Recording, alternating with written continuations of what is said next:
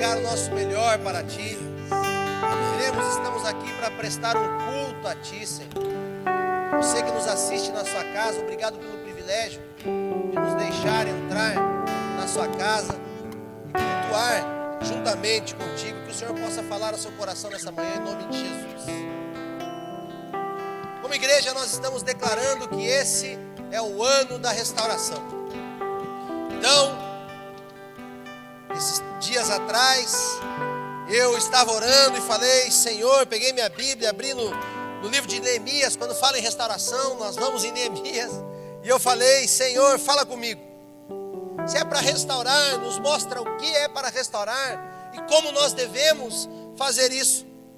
E lendo a palavra do Senhor, o Espírito Santo de Deus foi claro comigo e falou ao meu coração: em primeiro lugar, eu quero que vocês restaurem os muros e as portas. E eu falei: Senhor, mas como? Fala comigo, mostra para mim. E o Senhor falou através de Neemias, no capítulo 1, do versículo 2 ao versículo 11. Eu gostaria de ler com vocês que nos acompanham nessa manhã. Diz assim a palavra do Senhor em Neemias capítulo 1, a partir do versículo 2. Anani, um dos meus irmãos, veio de Judá com alguns outros homens, e eu lhes perguntei acerca dos judeus que restaram, os sobreviventes do cativeiro, e também sobre Jerusalém. E eles me responderam: aqueles que sobreviveram ao cativeiro e estão lá na província passam por grande sofrimento e humilhação. O muro de Jerusalém foi derrubado e suas portas foram destruídas pelo fogo. Quando ouvi essas coisas, sentei-me e chorei.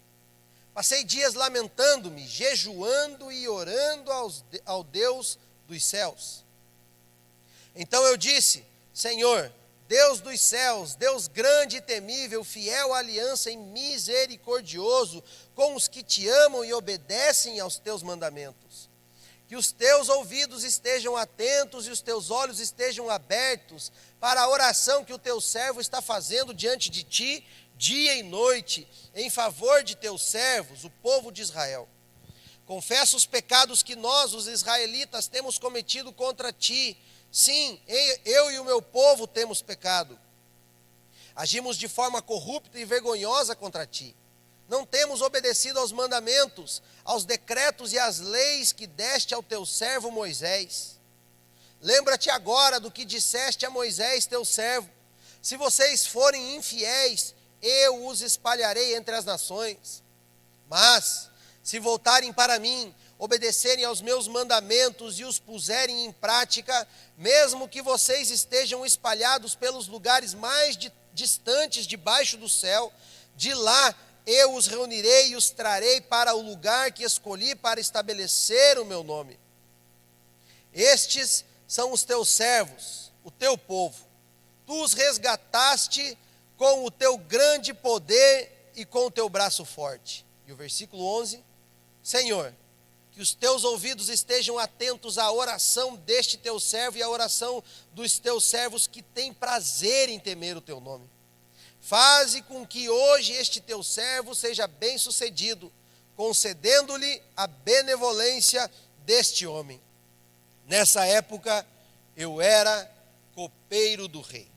Pai, em nome de Jesus, Senhor, a minha oração é que o Senhor fale conosco nessa manhã. Obrigado pela tua palavra, que é viva, ela é real. E a minha oração é que o teu Espírito Santo possa falar ao meu e ao coração dos nossos irmãos que estão nos assistindo nessa manhã. Em nome de Jesus, que essa palavra traga frutos e frutos de arrependimento. Amém, amém e amém. Nesse texto de Jeremias capítulo 1, a palavra do Senhor vai nos dizer que Anani, irmão de Neemias, ele chega trazendo notícias acerca de Jerusalém. Ele fala que os muros foram quebrados e as portas foram queimadas, estava tudo destruído, e diante disso então eles choram. Mas por que é tão importante restaurar muros e portas? Em primeiro lugar, os muros. Os muros, eles representavam a proteção, representavam a força, representavam a segurança das cidades naquela época, naquele tempo. Uma cidade naquele tempo, se ela estivesse sem os seus muros, significava que ela estava desprotegida, significava que ela estava vulnerável a ataque de bandidos, a ataque de inimigos. E o que Deus está falando para mim e para você nessa manhã é: eu quero e eu vou primeiro restaurar os muros da minha igreja. Os muros, o senso de proteção e segurança, eles precisam ser restaurados. Talvez você se sentia seguro com a sua conta bancária, com a sua poupança. Talvez você se sentia seguro com os seus negócios, com a sua empresa, com o seu comércio. Talvez a sua segurança estava nos seus planos e nos seus projetos. Mas diante das incertezas que pairam no horizonte, nos dias em que nós estamos vivendo, aquilo que te trazia segurança, talvez hoje não tragam mais essa segurança que outrora traziam. E nós precisamos restaurar os muros nesses dias, em nome de Jesus. Por esses dias eu li um livro muito interessante chamado O Crescimento do Cristianismo, um livro de um sociólogo chamado Rodney Stark. E ele vai fazendo uma análise interessante. Ele vai falando como que o cristianismo cresceu mesmo em meio a crises, mesmo em meio a pestes, pragas, epidemias. E ele então vai contando as pestes, vai citando as pestes que assolaram o Império Romano, pestes que dizimaram 30% da população dos seus dias, pestes que acabaram com cidades inteiras. E ele fala da peste antonina, que matou cerca de 5 milhões de pessoas, dentre as quais estava o imperador romano Lúcio Vero. Isso foi em 169 depois de Cristo. Aí então, em 250, ele fala da peste de Cipriano, que acabou com a cidade de Roma, dizimou a cidade de Roma. E ele então, segundo o seu relato, ele diz que essa peste, nunca houve algo como ela antes, nunca houve uma destruição da humanidade antes dessa peste, como estava acontecendo nesses dias. Ele fala que essa peste destruiu a cidade de Roma. E para você ter uma ideia, de 250 a 266, ou seja, durante 16 anos, todos os dias, somente em Roma, morria 5.000 pessoas por dia. Olha só que destruição. E ele vai contando e dizendo por que o cristianismo cresceu tanto em meio a pestes, em meio a pragas, em meio a epidemias. E sabe qual é a resposta que ele dá? Ele diz que o cristianismo ele cresceu tanto porque a segurança do cristão estava no propósito de servir ao próximo. Aleluia, aleluia. E quando as pessoas começam a ir embora das cidades, quando as pessoas começam a abandonar os seus familiares, os seus amigos, os seus parentes, os médicos já não sabem, já não tem mais o que fazer, e começam a se mudar das grandes cidades para sítios ao redor dessas cidades. Sabe quem que fica? Os cristãos. Os cristãos, eles ficam porque eles criam na eternidade, eles criam na segurança de Deus, e eles começam a servir os doentes, eles começam a cuidar daqueles doentes. E é muito interessante porque fica registrado na história que a população não tinha coragem de sepultar os seus mortos, com medo, é claro, de se contaminar com aquelas pragas, com aquelas pestes. E quem que ia lá sepultar os mortos? Eram os cristãos. E tem um sermão de Dionísio, um sermão de Páscoa muito interessante, que ele diz mais ou menos assim: olha, muitos dos nossos morreram, muitos dos nossos partiram, porque entregaram a sua vida para servir ao próximo. Mas aqueles que sobreviveram a essas pragas, aqueles que sobreviveram a essas epidemias, eles estão entregando a sua vida para Cristo, eles estão se convertendo ao Senhor, eles estão confessando Jesus Cristo como o único e suficiente Salvador das suas vidas. E aí então ele começa a exortar e falar da segurança das promessas de Deus. Sabe, meus irmãos, eu creio que Deus quer restaurar muros na nossa igreja, nos nossos dias. A nossa segurança precisa estar no propósito de Deus, de amar e servir as pessoas, mesmo que isso custe um alto preço para mim e para você. A igreja dos nossos dias, ela está sendo arrumada, ela está sendo consertada, ela está sendo reformada. Muros serão restaurados na minha e na sua vida, em nome de Jesus. Mas eu percebo que tem muita gente que está construindo muros, mas muros errados. Quando nós nos sentimos indefesos, quando nós nos sentimos ameaçados, desprotegidos, nós queremos nos proteger de alguma maneira. Mas deixa eu dizer para você uma coisa, existem muros que protegem, mas existem muros também que separam. E existem muitas pessoas dentro da igreja construindo simplesmente muros de inimizade, muros que separam. É marido contra esposa, dizendo essa mulher está louca, essa mulher só fica vendo notícia de morte, essa mulher só fica vendo notícia pessimista. É mulher contra marido, dizendo esse homem é um dinheirista, um ganancioso, ele só pensa em trabalhar, ele não quer saber nada de igreja, ele não quer saber nada das coisas de Deus, ele só pensa na empresa, ele vai matar a nossa família espiritualmente. Tem muita gente criando muros de inimizade dentro da igreja, brigando por causa de política, brigando por causa de político. Se você é a favor do presidente ou contra o presidente, brigando porque você é a favor do fique em casa ou do vá trabalhar, eu não sei, mas meu irmão, para de ficar brigando, principalmente na internet, e construindo muros de inimizades. Está na hora de nós darmos as mãos e nos unirmos em nome de Jesus. Deus quer que nós restauremos o muro certo, o muro que protege.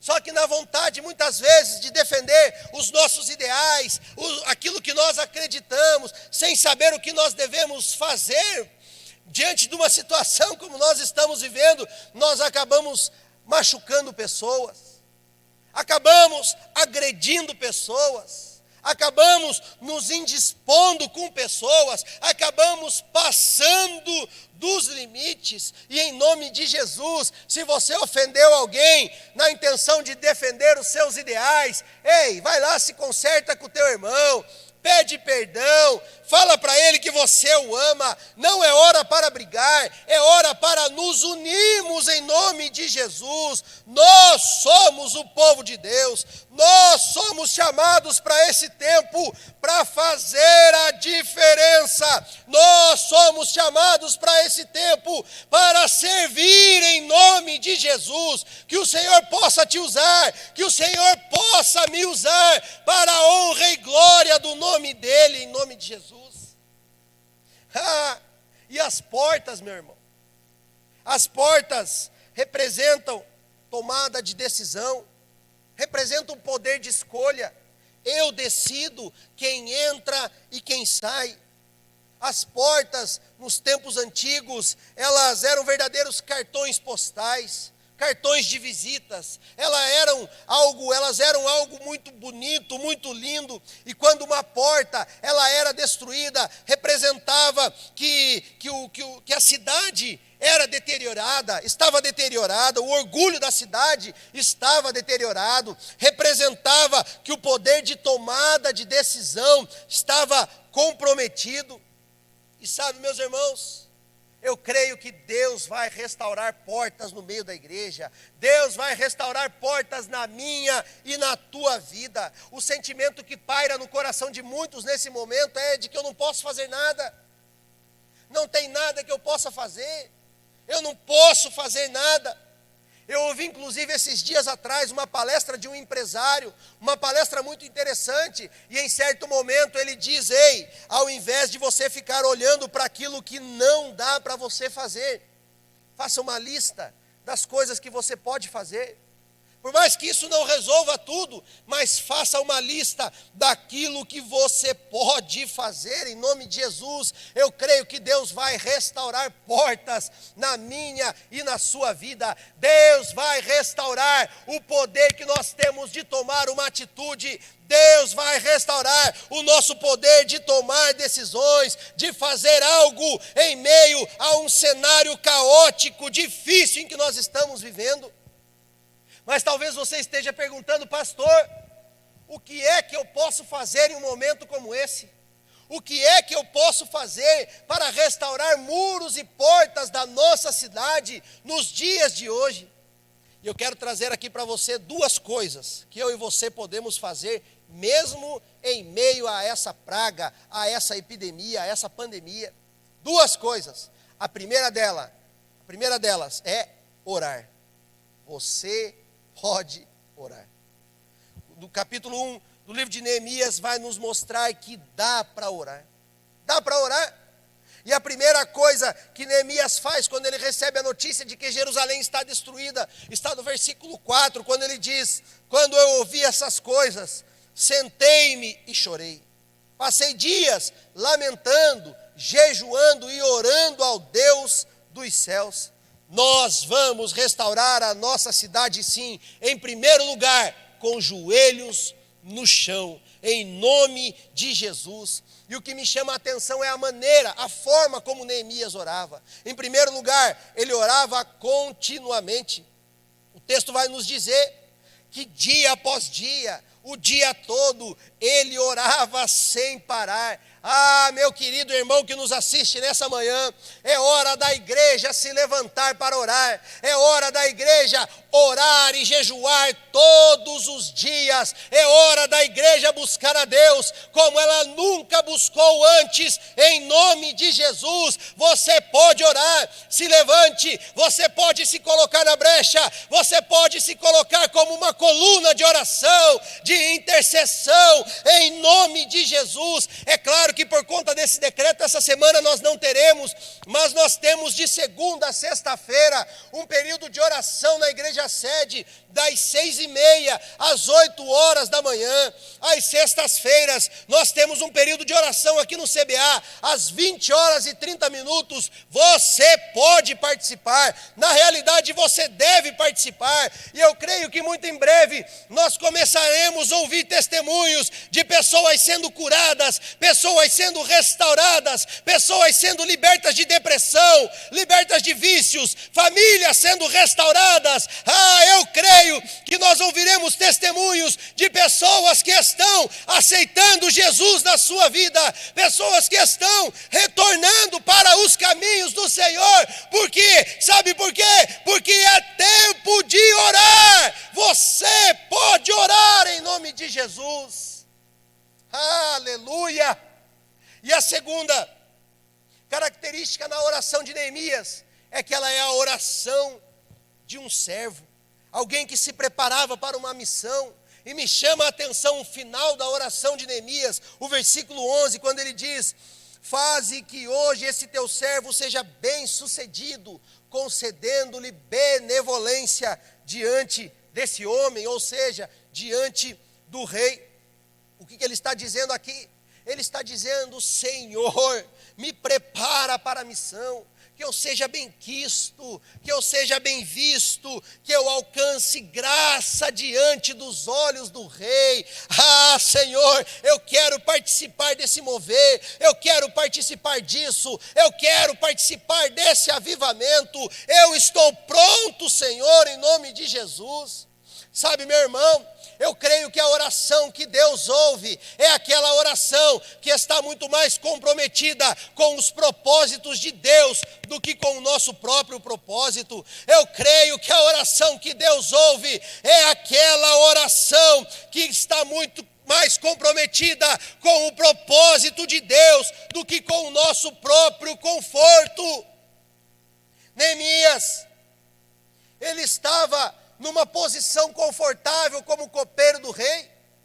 Ele estava no palácio do rei, ele comia as melhores comidas, ele dormia nas melhores camas, nos melhores aposentos, ele estava seguro. E voltar para Jerusalém significava se deparar com miséria, com destruição, com uma situação difícil. Voltar para Jerusalém significava abrir mão do conforto e arranjar confusão. Mas aquele homem, ele estava disposto a orar da maneira certa. Senhor, eu quero servir ao teu propósito. Olha a vida do profeta Elias. Elias ora, o céu se fecha. Ele ora, o céu se abre. Meu Deus, que oração poderosa é essa? Que quando ele ora, os céus se abrem. Ele ora, os céus se fecham. Sabe que oração é essa? É a oração comprometida com o propósito de Deus. Aleluia. A primeira oração de Elias foi: Senhor, fecha os céus. E o Senhor fechou, e ele foi impactado pela seca, ele foi perseguido. Mas, meu irmão, quando nós servimos aos propósitos de Deus, os milagres do Senhor nos alcançam, aleluia. Quando Elias está naquele riacho, naquela caverna, os corvos vêm trazer alimento para ele. Quando falta o pão, quando ele está na casa da viúva, o mantimento vem. Quando Neemias está partindo para Jerusalém, o rei manda que ele levasse madeira, ele manda guardas, ele manda mantimento, ele manda proteção, ele manda uma carta de recomendação. Ah, meu irmão, quando nós servimos aos propósitos de Deus, os céus se fecham, mas eles também se abrem sobre as nossas vidas. E eu quero declarar sobre a tua vida céus abertos em nome de Jesus, céus abertos sobre a tua casa, céus abertos sobre a tua família, céus abertos sobre o teu ministério, céus abertos sobre os teus negócios,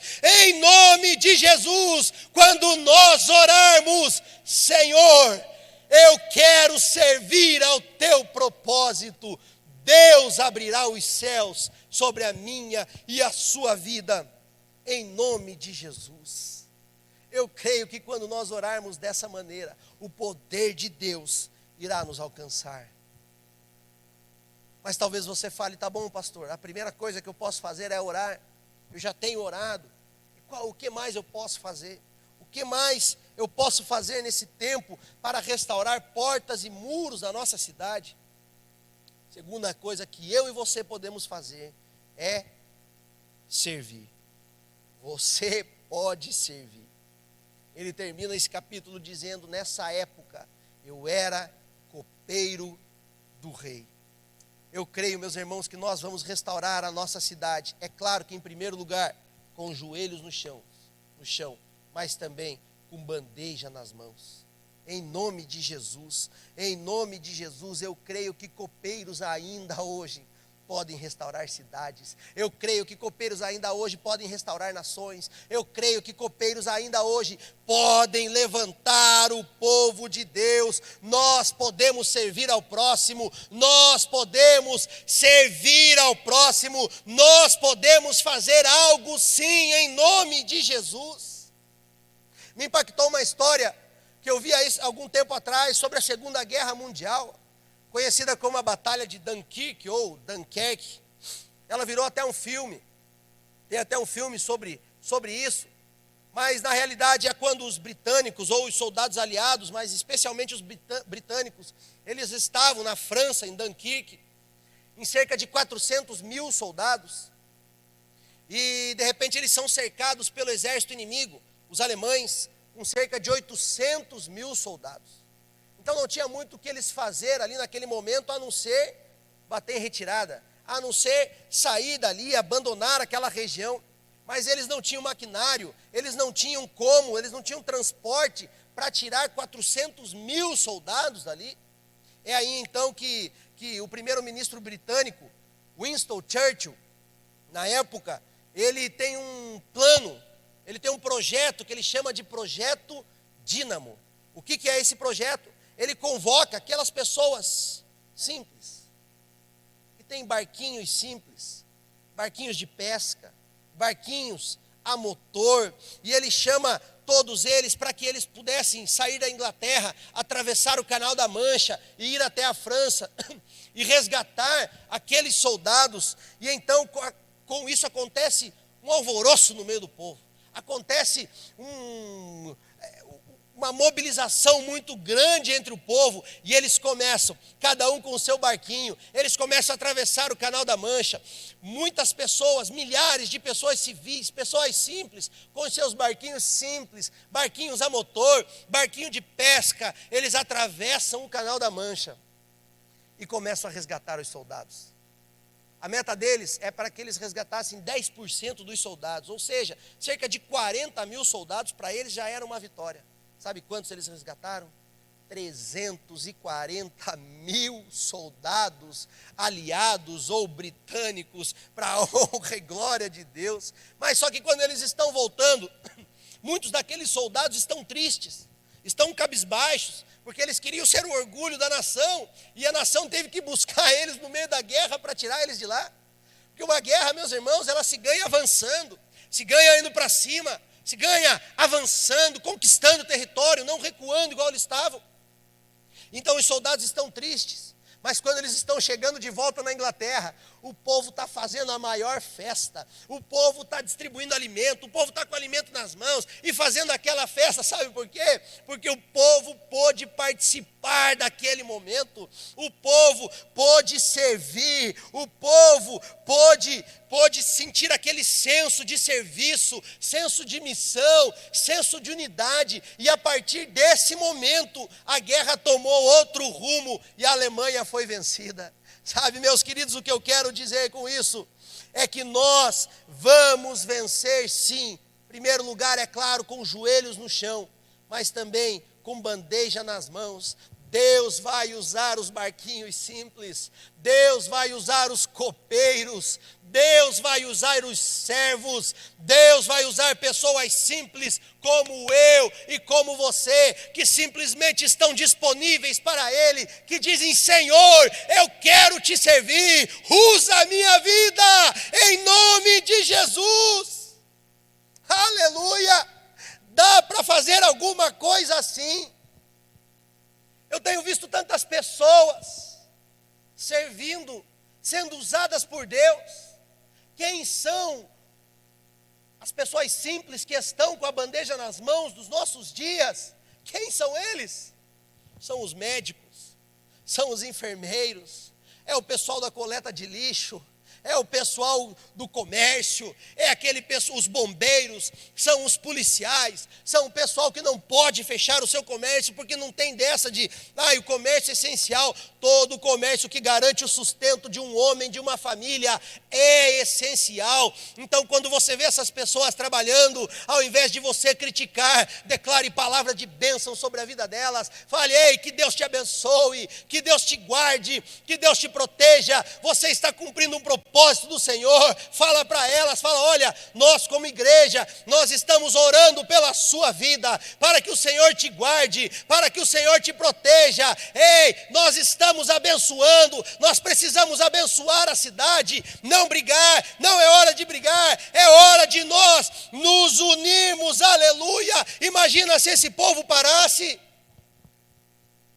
imagina se esse povo parasse de servir. Meu Deus, nós temos tantas pessoas servindo, tantas pessoas cuidando de nós, dentro da nossa igreja. Meu Deus, quantas pessoas estão servindo, é tanta gente. A irmã Mariana do Bock, uma psicóloga renomada na cidade, ela criou um projeto aqui na nossa igreja chamado Continuar é Preciso, onde ela presta assistência psicológica para aquelas pessoas que talvez não tenham condições de pagar um psicólogo particular. E então, o pessoal está sentindo, meus irmãos, tem muita gente arrebentada. sentindo os efeitos do isolamento, sentindo os efeitos dessa pandemia. É gente com depressão, é gente com crise de pânico, é gente que não consegue dormir, é gente com crise de ansiedades. E se você precisa de algum atendimento psicológico, entre em contato com a nossa igreja e nós queremos cuidar da sua vida. Isso é o atendimento psicológico, atendimento pastoral, espiritual, junto, simultâneo. Olha que coisa maravilhosa. Sabe o que é isso? É gente que está com a bandeja na mão para servir. Tem a doutora Natália, dentista, e nós criamos um projeto chamado Revivendo Sorrisos, onde ela presta atendimento odontológico para aquelas pessoas que são mais carentes, que não têm condição de cuidar dos seus dentes e tudo mais.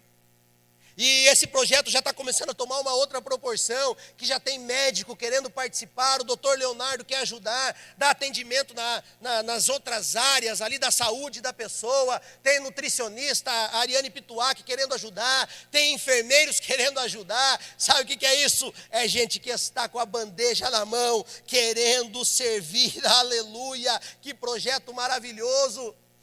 A nossa rede de jovens, quando saiu o primeiro decreto e o pessoal da terceira idade não podia sair de casa, nós disponibilizamos o nosso WhatsApp para eles, para que nós pudéssemos fazer as tarefas para eles, as tarefas diárias. Então eles ligavam para nós: olha, pastor, eu quero ir no mercado, mas eu não posso sair. Nós íamos lá, pegávamos o dinheiro, a lista de compras, ia no mercado, fazia essa compra, trazia de volta para eles. Nós temos um projeto de jiu-jitsu aqui dentro do CBA, falamos de Jesus através do esporte. Os adolescentes estão fazendo um trabalho maravilhoso, lindo lá no Jardim União. Sabe o que é isso, meu irmão? É gente que está com a bandeja na mão, querendo servir. Quando saiu o decreto e o comércio precisou fechar, nós fomos como igreja orar na frente dos estabelecimentos. Ontem nós fomos orar na frente da Citel. Sabe, meus irmãos, nós fizemos carreata da oração, drive-thru da oração, oração na entrada da cidade. Nós fizemos serenata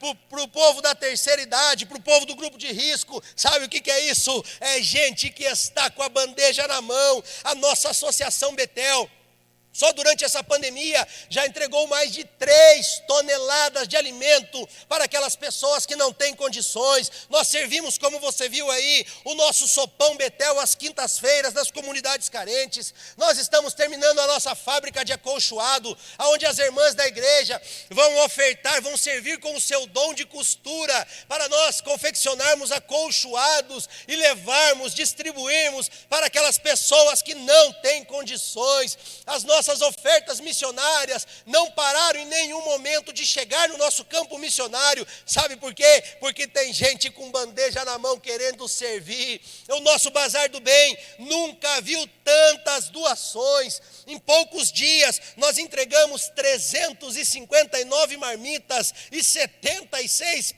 pães caseiros com o pastor Tarcísio, a irmã Fátima e toda uma equipe. Nós oramos e servimos o café da manhã na agência do trabalhador, para o pessoal que estava desempregado, em busca de um emprego. Nós oramos e servimos o café da manhã na fila da Caixa Econômica. Nós oramos no hospital regional, ontem também no hospital Dr. Feitosa, no hospital regional. Nós distribuímos 205 kits de amor no hospital regional. Quantos líderes estão fazendo as suas células online, levando o amor de Jesus para as pessoas, se desdobrando em 100, em 1000, aleluia. Sabe o que é isso? É gente que está com a bandeja na mão. O Elvis e a Carla fazem um trabalho de capelania no hospital.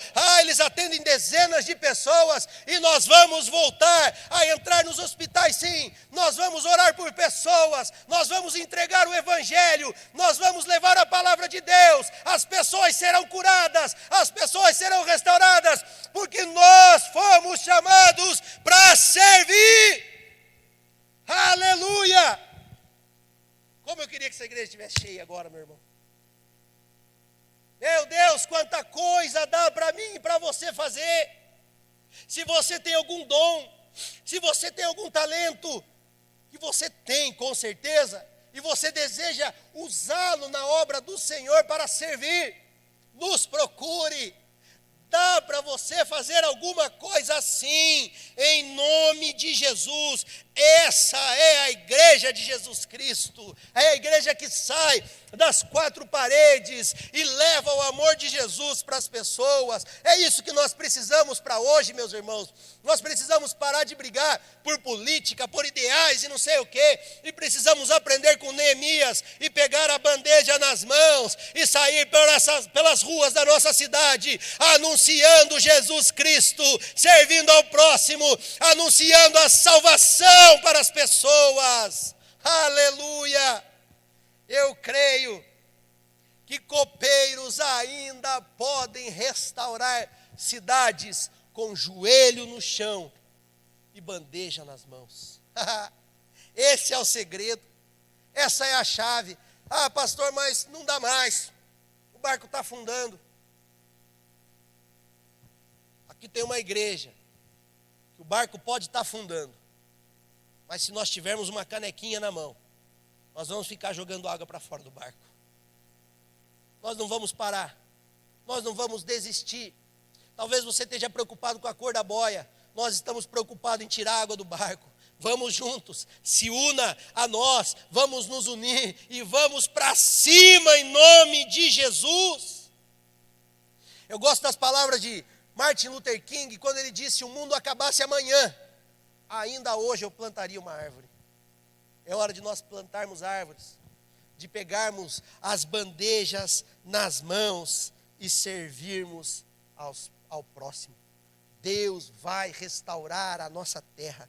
Deus vai restaurar a nossa cidade. Quem é que pode parar o povo de Deus, meu irmão? Ninguém detém. É obra santa. Aleluia. Aleluia. Eu quero chamar o ministério de louvor. Eu gostaria que você que está na sua casa, que você meditasse sobre isso. Nós podemos fazer algo sim nesse tempo. Na verdade, nós podemos fazer pelo menos essas duas coisas tão importantes. Em primeiro lugar, orar. Você pode orar. Você pode. E em segundo lugar, nós podemos servir. Servir ao próximo.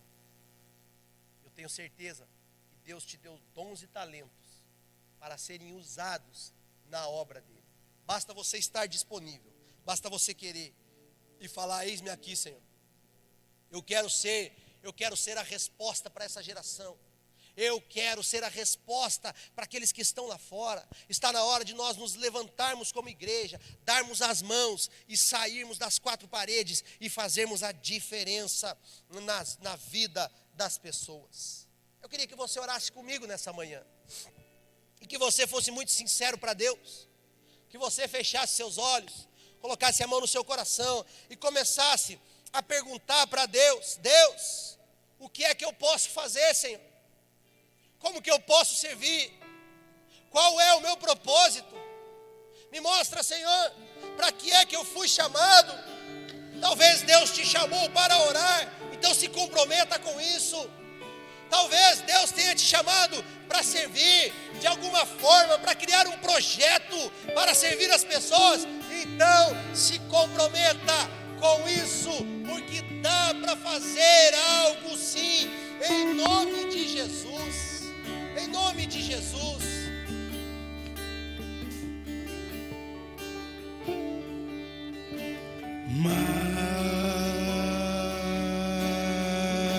Mas de ti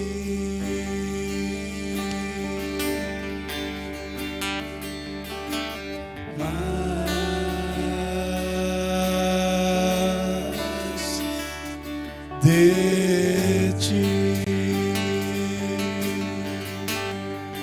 e menos de mim. Começa a falar com Deus aí na sua casa, onde você está. Começa a falar: E Deus, menos de mim. o que é que eu posso fazer? E menos de Senhor, eu quero te servir, Senhor. Quero fazer a tua obra. e menos Para isso eu preciso mais de ti na minha vida, ó Pai. que ele O cresça. Senhor tem me dado condições, o Senhor tem me dado talentos.